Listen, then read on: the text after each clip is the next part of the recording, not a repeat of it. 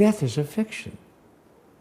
It doesn't exist. It can't occur in the experience of who you are, which is a sacred being known as your soul that lives past the end of what you call your physical life. When you're fully awake, you will find yourself never again mourning the death of another, not even for a moment.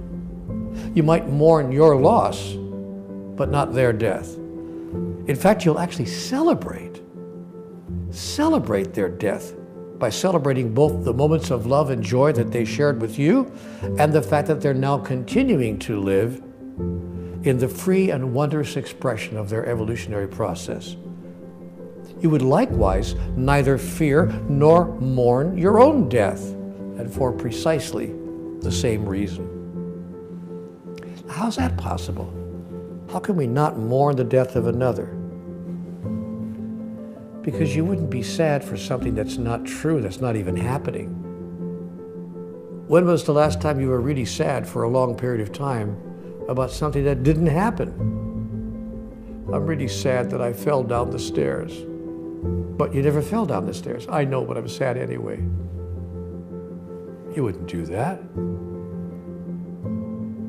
So why would you be sad because somebody has celebrated their continuation day? You see, the whole point of this particular lesson is to embrace the notion that death does not exist.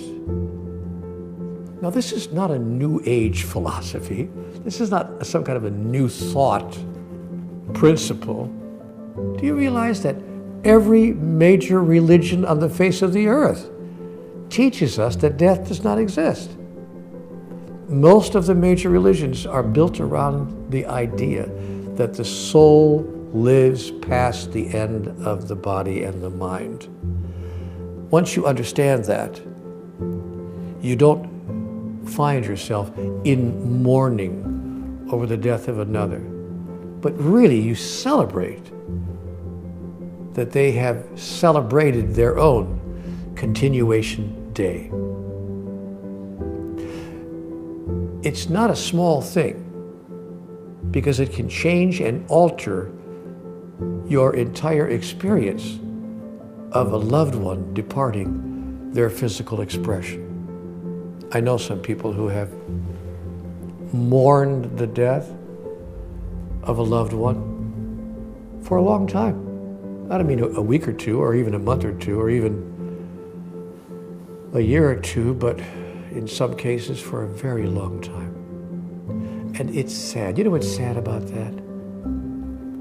What's sad about that is that the last person who would want them to stay in such mourning would be the person who's actually left their physical experience.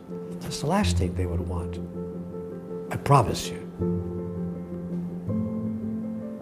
So, you will know you're fully awake when you fail to mourn the death of a loved one and fail to even mourn your own death. I remember my mom. She was a great example of this. My mother wasn't born into what we would call the New Thought community, you know, the New Age community. She was way before that. That was after her time. But she sure did understand what I'm telling you.